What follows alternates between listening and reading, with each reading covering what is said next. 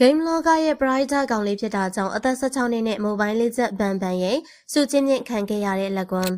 ပရိသတ်များလုံးမင်္ဂလာပါရှင်ဘောင်ပါဆက်လီကနေပြန်လေးကြိုဆိုလိုက်ပါတယ်မြန်မာနိုင်ငံရဲ့လူငယ်စထရီမာများစွာရှိကြတဲ့ထဲမှာလက်ကွန်းလေးကလည်းတယောက်ပါဝင်ဖြစ်ပါတယ်လက်ကွန်းကခုမှအသက်18နှစ်အရွယ်ဆိုပေမဲ့ Game Logger မှာသူ့ရဲ့နာမည်နဲ့ပုံရိပ်ကိုအခိုင်အမာတည်ဆောက်နိုင်ခဲ့ပါတယ်လွန်ခဲ့တဲ့လပိုင်းလောက်ကနှကန်းဒီမာလေးတွေကြားရေပန်းစားခဲ့တဲ့အသက်13နှစ်အရွယ်တရုတ်ကောင်လေးချိုက်တန်လက်ကွန်းကိုပဲပို့ပြီးတော့အားပေးရဲ့နှကန်းဒီမာလေးတွေကများလို့နေပါတယ်နှကန်းဒီမာလေးတွေဆွဲလန်းရင်လည်းဆွဲလန်းချင်စရာကောင်းအောင်ကိုလက်ကွန်းလေးကရုပ်လေးကလည်းချောသလိုအပေးကန်းကလည်းရရောသူလေးဖြစ်ပါတယ်ပညာရေးတစ်ဖက်နဲ့ game ဘက်ကိုလည်းပေါပေါမြောင်မြောင်ဖြစ်အောင်လက်ကုန်းကစွမ်းဆောင်နိုင်ခဲ့သူပါ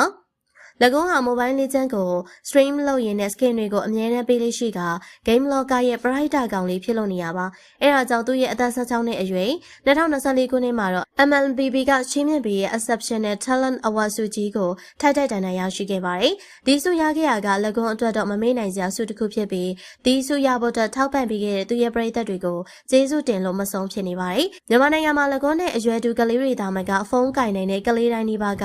Mobile Legends game ကိုအယူမှုကစားကြပါတယ်။လက်ကုန်းကတော့အခြားကလေးတွေလိုအချိန်ဖြုံးဖို့တဆော့တာမျိုးမဟုတ်ပဲ။ Professional ဘက်ကိုသွားဖို့အတွက်နီးလန်းမှန်နဲ့ဆော့တာဖြစ်ပါတယ်။ထော်သမျှ skin အသေးတိုင်းကိုလည်းပတ်စံဘလောက်ကုန်ကိုလက်ကုန်းကဝယ်တတ်သူဖြစ်ပါတယ်။ skin မဝယ်နိုင်တဲ့သူတွေကိုလည်း skin လက်ဆောင်တွေပေးတတ်တာဖြစ်ပါတယ်။အဲဒါကြောင့် Game Logger မှာတော့လက်ကုန်းဟာ skin တွေလှူတဲ့ Brighter ကောင်လေးဖြစ်လို့အားလုံးကအချစ်ပိုနေရပါတယ်။မြန်မာ